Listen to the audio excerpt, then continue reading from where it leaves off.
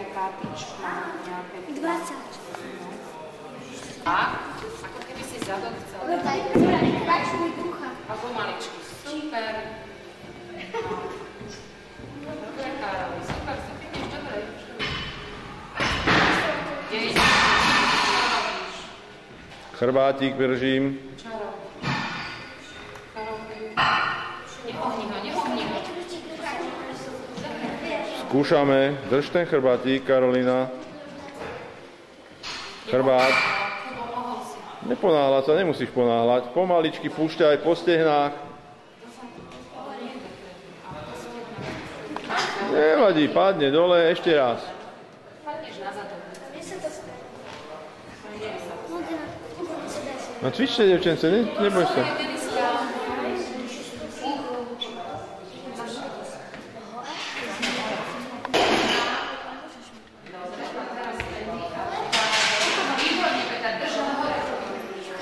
Nad hlavou.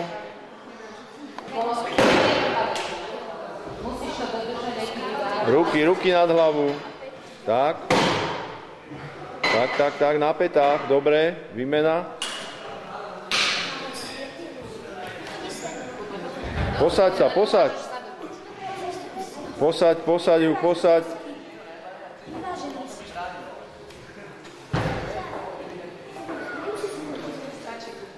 Ruky sú vystreté. Špičky.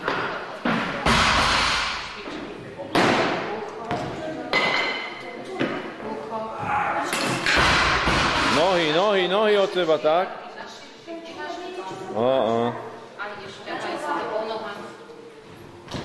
Hore, hop, tak. A pomaličky do drepu. Len vpredu tá činka. Nad hlavou musí byť činka a ruky vystreté.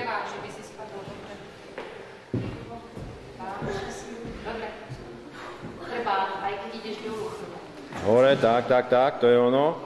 Nádych pekne a do drepu. Sadnem.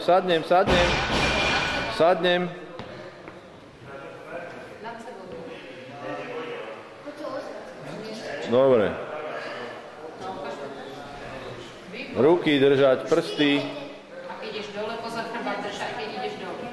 No poď, Karolinka.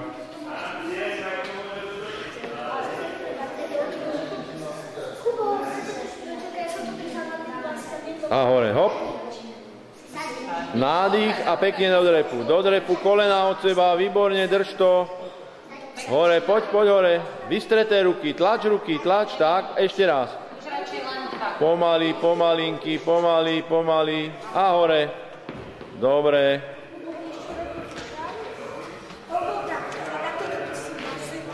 No poď. Nad hlavou držím. Pomaly do drepu. Pomaly.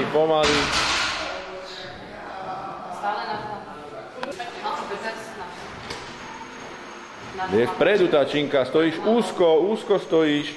Nemáš také úzké ramena. Čanťa, tak sa snaž. Nad hlavu, pekne, za krk, hrudník vystri a do drepu. Úplne na zem, do drepu. Tak. Tam je ešte väčšie rozpečie, než tu. Tam je to ďalšie. Počulka tam potrebuje väčšie rozpečie, nie tak, ako má teraz chudu. Super. Dobre, ideš tam? No. Poď, Karolinka, ešte teba zoberiem. Ty sa tam nemotaj. Poď.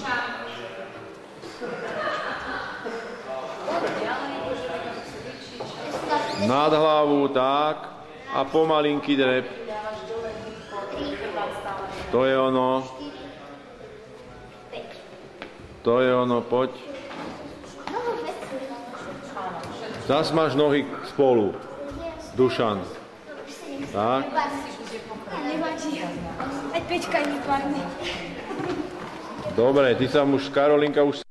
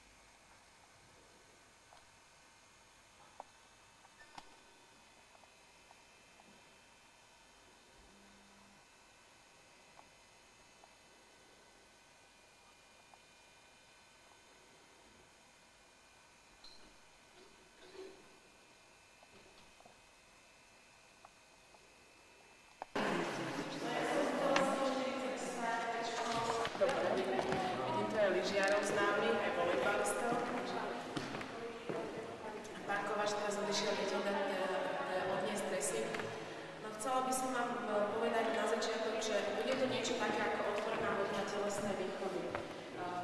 Je to vlastne táto škola, kde sa vyučujú nadané deti, takže uvidíte prácu s tými deťmi, v tej triede s tými nadanými deťmi. Pani učiteľka sa volá Kamila Gajdešová a v triede má 10 detí. Je to úplne ideálne, stále som si, že pani učiteľku, ja keď sa bola prvýkrát videla som, tak som povedala, že to som bola boli v tom probléme, že sa dosť ťažko na seba zvykali a že boli hyperaktivní, ale teraz už sú tak zaujímaví, že stačí kývnuť ruku a deti vedia, čo robí. Tá hodina premenujeme, že bude viesť pán Kováč. On je reprezentačný tréner spievaní a výučenie. Môžete sa na to pozerať a po skončení tej hodiny sa pripravte na otázky a tak. Pán Kováč má pripravený taký program s činami a vlastne tie tréningy.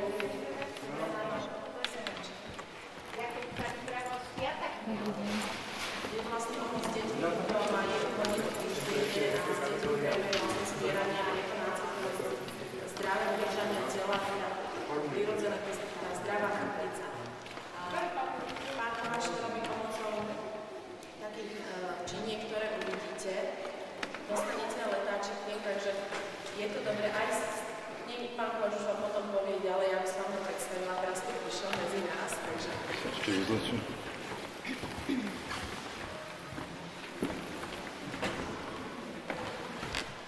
to predstavím vám pána magistra Milana Kováča, ktorý pôsobí v továrnom stredisku vrcholového športu, ešte tak sa to stále volá. Tak, holandský športový klub. No a on vám vlastne tú celú hodinu predvedie tak, ako som vám to rozprával. Sú to také doniesla letáčiky. A ja som vám ešte doniesla, vlastne u nás bol pred 2 dňami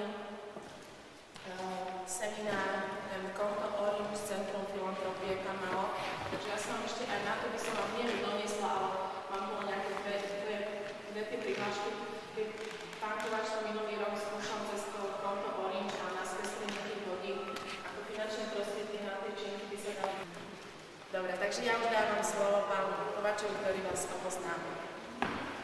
Ja si sadnem medzi nás. Ja by som chcel hovoriť o tom závere, neviem, ak sa budete ponávľadať, že mám čas po hodine. V podstate ten projekt, ako už povedala pani Vakučová, bol v podstate rok starý, teraz vlastne druhý školský rok ideme s tými deckami, čo uvidíte. V podstate tá četnosť tých hodín zameraných týmto smerom je raz do mesiaca, keď mi vyjde čas, lebo ja to robím, ako to chcem robiť, bez nejakých týchto vedľajších honorárov, ako som povedal. Takže raz do mesiaca, keď to vyjde, tak som spokojný, že si trošičku oživia tie návyky. Aby som takto predoslal, že kde tá myšlienka vznikla, keď som pozoroval vnúčku, jak dvíha Tatrovku naloženú plnú pieskom, tak si všimol, že tá vnúčka príde a pekne si pokrčí nohy a má vystretý chrbát a zdvíha. A nie ako my dospelí, prídete s nejakým predmetu, taškám alebo voči nátovému košu, to je tu viacej žien, tak sa chytí pekne dohnutým chrbtom a ja hovorím v úvodzovkách, že je to daň dospelosti, že ohýname chrbát. Takže a prvá myšlienka vôbec bola tá, že plavci skúšali s deťmi, ktoré majú ten reflex, neviem do akej miery poznáte plaveckú teóriu, oni sa rodia s reflexom, vedia plávať, preto sú aj porody vo vani a detko sa neutopí, lebo sa nadýchne až nad hladinou. To znamená, že nejaký taký reflex som vypozoroval aj u tých malých detí, takých tých najmenších, čo sa batolia pieskom a ubudáva tá myšlienka, treba ten reflex spriamenej chrbtice potiahnuť ďalej. A preto som s týmito malými deťmi začal trošku sa zaoberať. Robil som aj taký prieskum v školke materskej, kde boli deti od 3 do 5 rokov a som im povedal, toto máte zaujímavú zdvihnutú činku hore, tak na pás. No a 60% detí mi to spravilo pekným vystretným chrbátom a z toho zbytku, tých 40%, 20% alebo 25% detí bolo Je to nespravidlosť vysvetliť chrbátom kvôli tomu, že mali sukne a všetky oblečenia, ktorými to nemohli spraviť. Takže to zachovanie toho reflexu je ešte v tom veku 3-5 tam to sedí. No a teraz čo ďalej? A teraz práve tu sme na tej pôde, kedy to treba tým deťom podať, utvrdiť, aby nosili tú krpicu spriamenú. Nemusím hovoriť, že z hľadiska štatistického je na 3. mieste dôvodu odchodu do invalidného dôchodku špatné držanie krpice. Čiže na tomto v podstate to je principiálne založené, aby tie decká, to aj na tých úvodných hodinách sa snažím zdôrazňovať, že nie len vy sa učíte držať spriamenú krpicu, ale môžete pôsobiť aj doma na rodičov, lebo im dávam domáce úlohy, že doma s metlou pred zrkadlom, aby si to cvičili. Tie pozície, jak sú na tom plagatiku, to v podstate, jak je tá krptica, tak tie cviky tu sú de facto to, čo si tie deti majú osvojiť a zaručené, aj na prvej strane nakoniec, a zaručené budú do života vybavení tak, že keď budú postavení pred konkrétny prípad, že budú musieť niečo zdvihnúť, no tak ten chrbát si postaví, takže sa postaví čím bližšie k tomu predmetu a pokrčí nohy, nebude ohýbať chrbát. No takže už aj detkovci, aj mami, tatovia sú zainteresovaní do toho, pretože sami dobre viete, nebudem nič nové hovoriť, že v podstate musíme v prvom rade vychovávať rodičov, aby sme na tie deti mohli pôsobiť. Len taký príklad, tu bývam nedaleko, taká odľahlá časť Trenčína a som im to ponúkol celému. Voči v oči. Dobrý deň. Dobrý deň. Dobrý deň.